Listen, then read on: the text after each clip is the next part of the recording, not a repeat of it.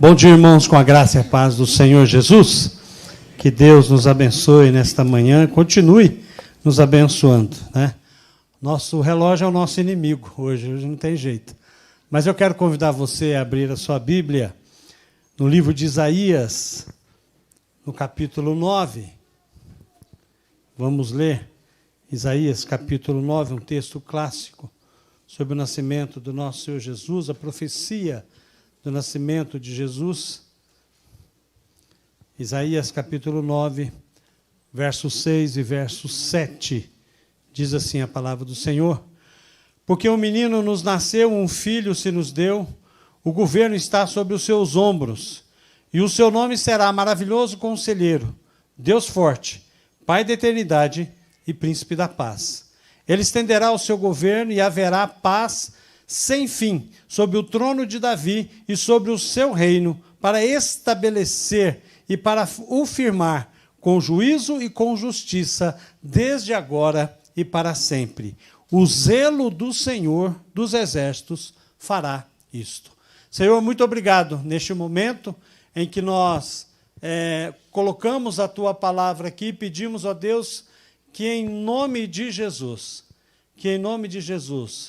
o Senhor, pela instrumentalidade do Teu Espírito Santo, fale aos nossos corações, ministre em nossas vidas, ó Deus, para que possamos sair daqui edificados e o Seu nome glorificado.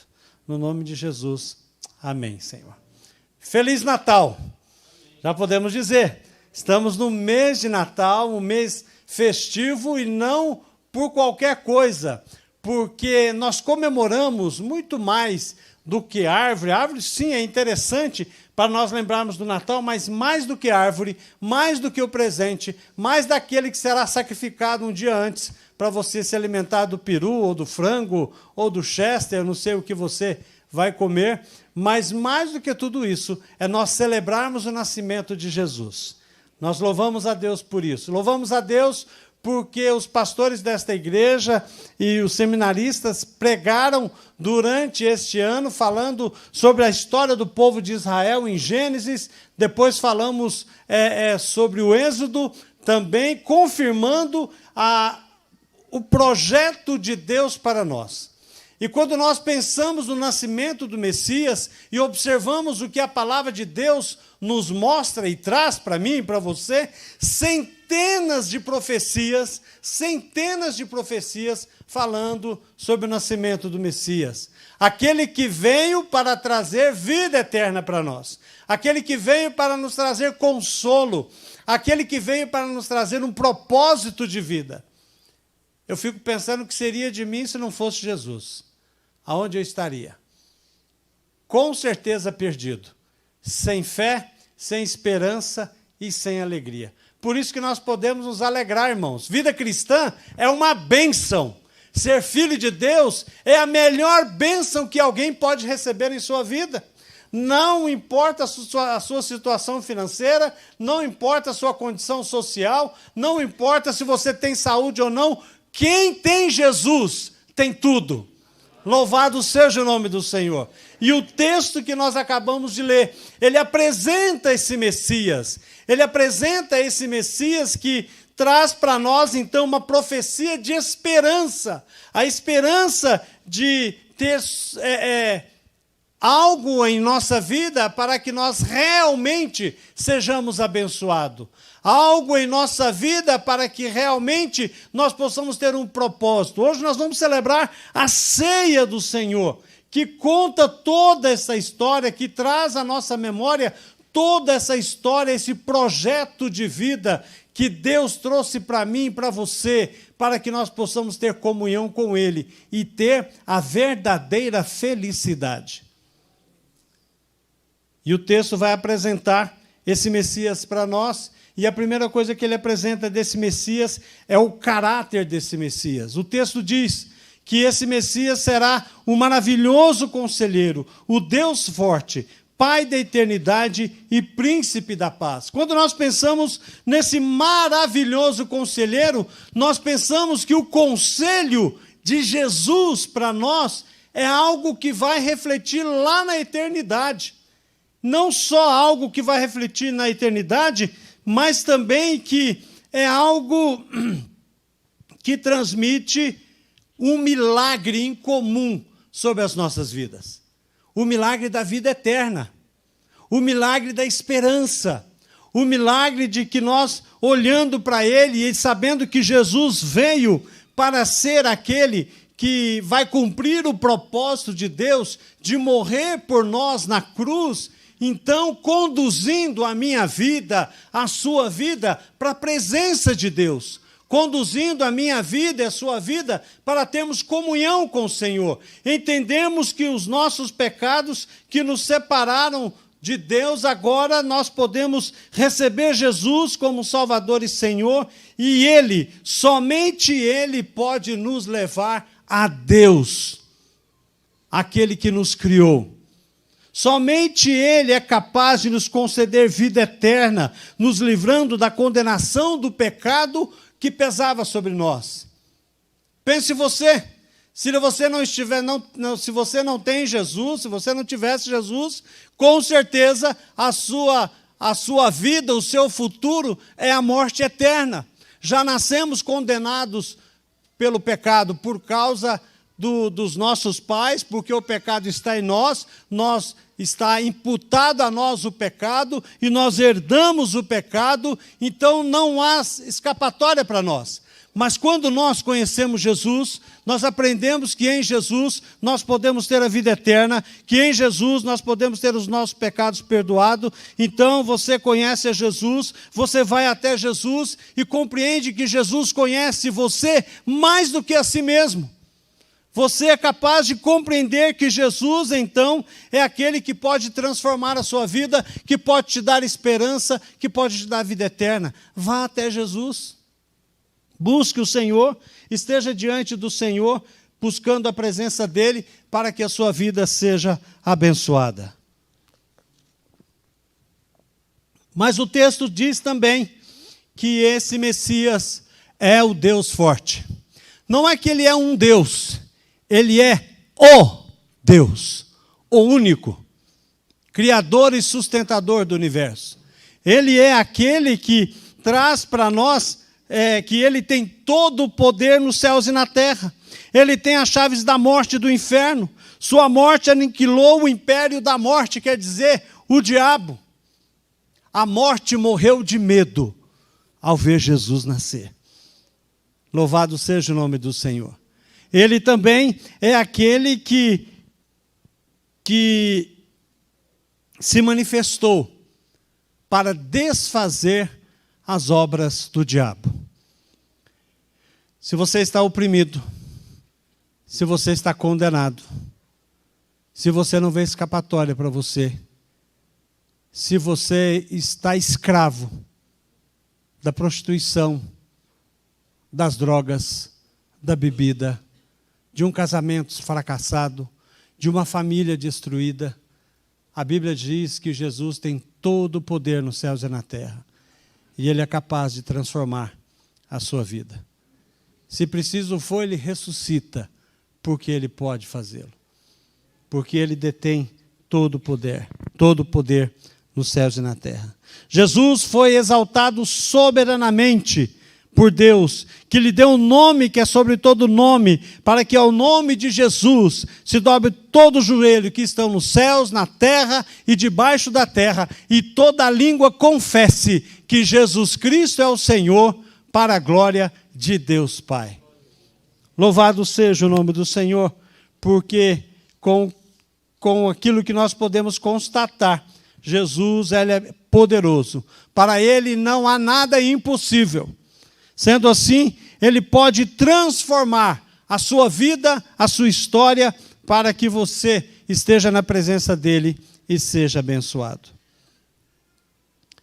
Que possamos dizer como o salmista, no Salmo 20, verso 71, alguns confiam em carros, ou alguns confiam em riquezas, alguns confiam em poderes, alguns confiam em exércitos, mas nós confiamos no Deus dos exércitos, que é o nosso Senhor. Que nós possamos compreender que esse Pai eterno, que esse Deus poderoso, esse Senhor que é capaz de nos sustentar, se manifestou para nos abençoar. Mas a Bíblia diz também que Ele é o Pai da eternidade. Jesus Cristo, o Filho de Deus, não apenas é eterno, mas é também o Pai da eternidade. Jesus não foi criado. Jesus foi gerado por Maria, mas Jesus sempre existiu. Ele é a segunda pessoa da Trindade. Ele é aquele que veio cumprir a vontade do Pai, trazendo o plano de salvação para nós. A eternidade é um atributo exclusivo de Deus, e Ele é direcionado por Deus como Pai eterno. A origem de todas as coisas foram feitas por Ele. O apóstolo João escreveu que no princípio era o Verbo, e o Verbo estava com Deus, e o Verbo era Deus. Deus não estava só. O Verbo estava com Ele. O verso 14 de João diz que o Verbo se fez carne e habitou entre nós, e vimos a sua glória, glória do unigênito do Pai, que é o nosso Senhor Jesus. Sim, Ele diz que, e o Senhor diz que Ele é o próprio Deus, o Verbo eterno, pessoal, divino e Deus. Como nós podemos provar que Jesus é Deus? Ele cansou de dizer, eu e o Pai somos um, eu e o Pai somos um, mas Deus vai dizer em Hebreus capítulo 1, verso 8, um texto muito importante que muitas pessoas acabam esquecendo. Deus, o próprio Deus, declarando em Hebreus capítulo 1, verso 8, ele diz, escute, mas a respeito do Filho, Deus diz, o teu trono, ó Deus, é para todo sempre, cetro de justiça é o cetro do teu reino. Deus reconhece Jesus, o próprio Deus.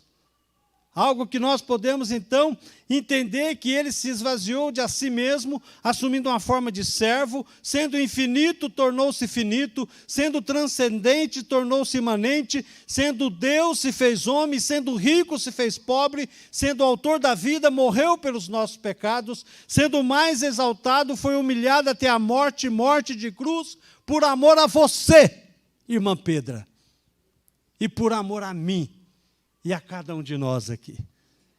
Louvado seja o Senhor. Deus abandonou, Deus deixou toda a sua glória, abriu mão da sua glória, se tornou em homem, para que nós pudéssemos ter paz em Jesus.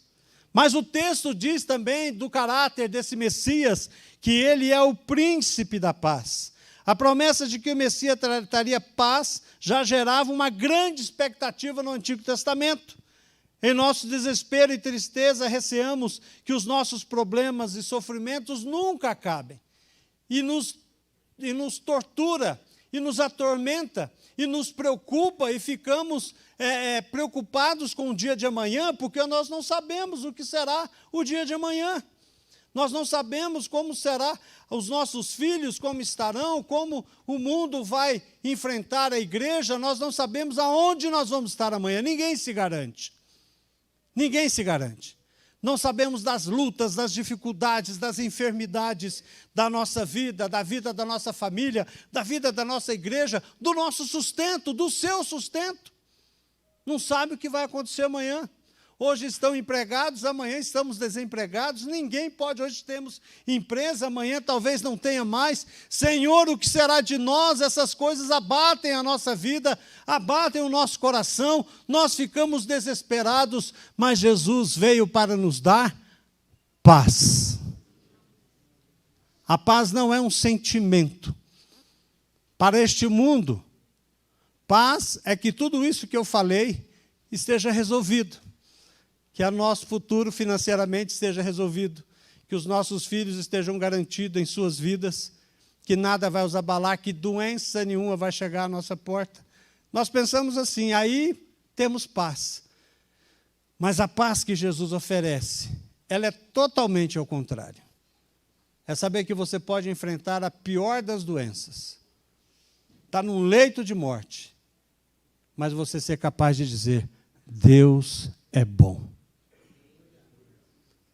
É você estar desempregado sem nenhuma questão financeira que possa te auxiliar, mas você sabe, Deus tem derramado paz no meu coração. Por isso que o Senhor vai dizer para nós que a paz que Ele nos concede é diferente do que o mundo tem para nós. Jesus diz em João 14, 27, ele estenderá, deixo com vocês a paz, a minha paz lhes dou. Não lhes dou a paz como o mundo a dá, que o coração de vocês não fique angustiado e nem com medo. Porque se Jesus está na sua vida, a paz reina no seu coração. Não há medo, não há ansiedade, não há preocupação. Pastor, mas nós não sabemos o que vai ser amanhã. Não sabemos.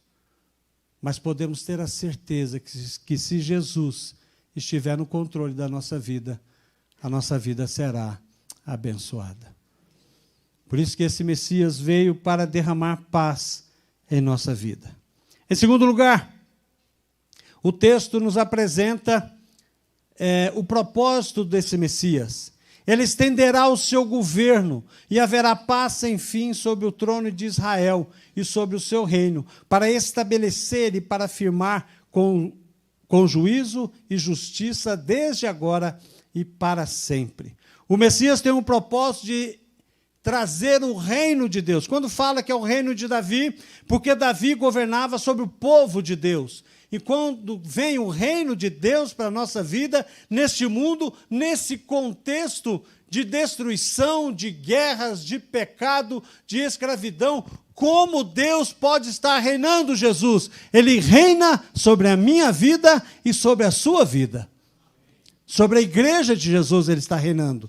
E quando ele reina sobre a igreja de Jesus, a igreja torna-se um luzeiro para que o mundo possa conhecer esse Senhor que vem governar, que governa a nossa vida, que direciona a nossa vida, que abençoa a nossa família, que dá propósito de vida para nós e que nós possamos expressar para o mundo que aí está, através da minha vida, que eles também possam conhecer esse Messias que veio nos abençoar e veio governar com paz e santidade. Sem guerra.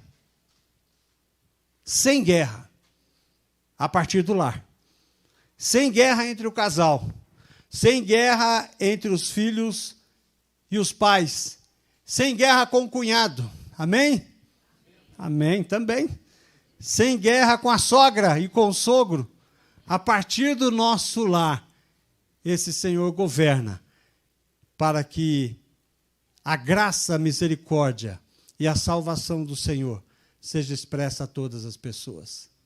Por isso que nós podemos louvar e edificar as nossas vidas na presença do Senhor.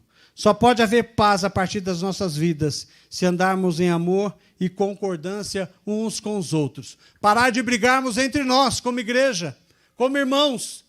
Parar de dizer e pensar que o seu ministério é mais importante que o meu, ou que o meu é mais importante que o seu, que eu penso assim, que eu acho assim. Sabe qual a mãe de todos os erros? É a gente achar.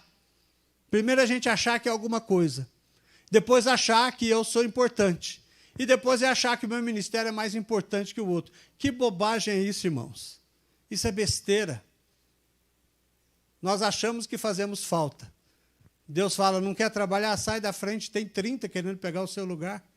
Que bobagem é essa? Nós precisamos entender que tem que haver concordância entre nós. Se há divergência, Deus não está falando no coração de alguém. Se há intriga, se há controvérsia, se há partidarismo, se há facção dentro do reino de Deus, então significa que o Espírito Santo não está controlando todos que precisam controlar. Que há problemas, há dificuldades, há falta de comunhão, há falta de vida devocional, há falta de humildade, de humilhação na presença do Senhor. Senhor, eu estou aqui para fazer a sua obra, o que eu tenho que fazer? Abre o coração e Deus vai falar através do seu Espírito Santo e vai te conduzir em obediência. Pense nisso. O Messias, Jesus, quando foi batizado, ele não foi com seus próprios pés para o deserto. A Bíblia diz que o Espírito o conduziu, o impeliu, o empurrou para o deserto. Ele demonstrou para nós, Jesus, que ele foi obediente até a morte e morte de cruz, cumprindo toda a vontade de Deus. Se eu e você estamos na casa do Senhor, trabalhamos para o engrandecimento do reino, não pode ser feito da forma que nós achamos que deve ser feito, mas deve ser feito à luz da palavra de Deus. E nos dispomos a fazer. Então, andaremos unidos no único propósito de realizar a vontade do Senhor. Por isso que nós podemos entender que esse é o propósito que Deus tem para o teu povo, para cumprir e realizar o seu reino e o seu governo em nós. Terceiro e último lugar, o texto mostra para nós que o zelo do Senhor dos exércitos fará isso. A profecia de esperança que é apresentada ao povo de Israel apresenta a fidelidade de Deus que cumpre as suas promessas.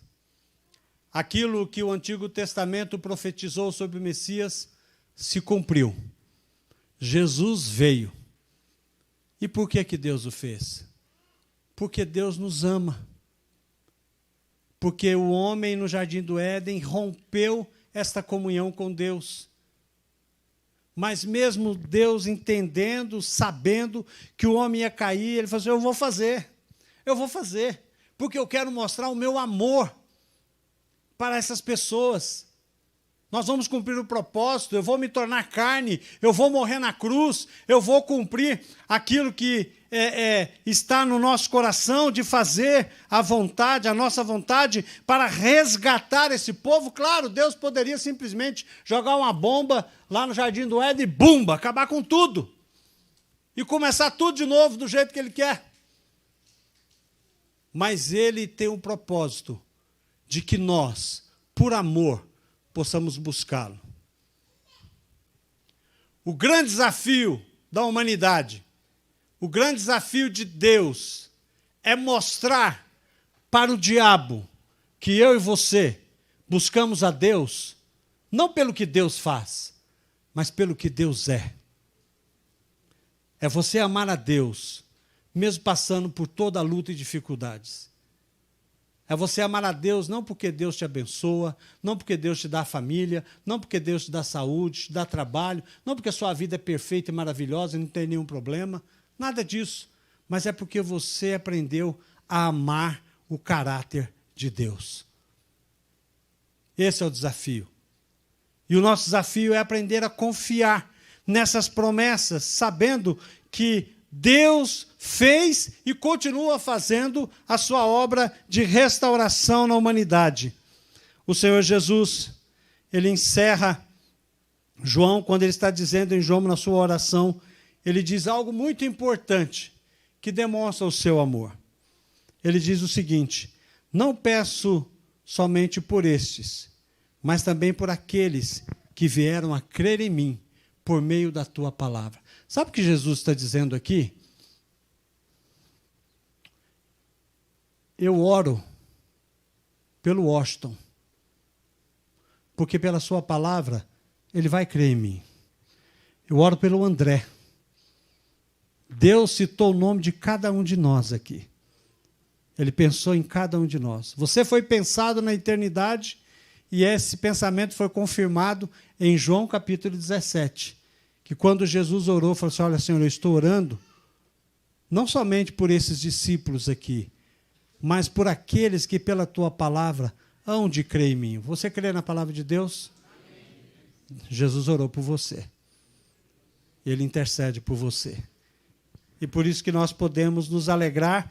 E ao participar da celebração da ceia nesta manhã, eu quero convidar os diáconos que vão nos ajudar, que nós possamos fazer isso com alegria, com preciosidade, com compromisso, se alegrando na vinda do Messias, se alegrando de que Jesus nasceu, cumpriu o propósito de Deus, morreu na cruz para que eu e você pudéssemos ter a vida eterna. pensando talvez que o sofrimento de Jesus foi algo terrível, e sim, e foi. O sofrimento do Messias, que também foi profetizado no Antigo Testamento sobre aquilo que ele teria que passar, sobre que ele seria esmagado, seria pisado, e ele o fez, sabendo que estava cumprindo a vontade de Deus para que eu e você pudéssemos ter a vida eterna. Feche os seus olhos. Quero convidar você que, no momento de oração, de confissão de pecados, peça perdão a Deus. E que você compreende que esta promessa é para você também. E que se você ainda não tomou uma posição de recebê-lo como Salvador e Senhor, eu quero dizer a você, nesta manhã, que esta manhã é a manhã de salvação.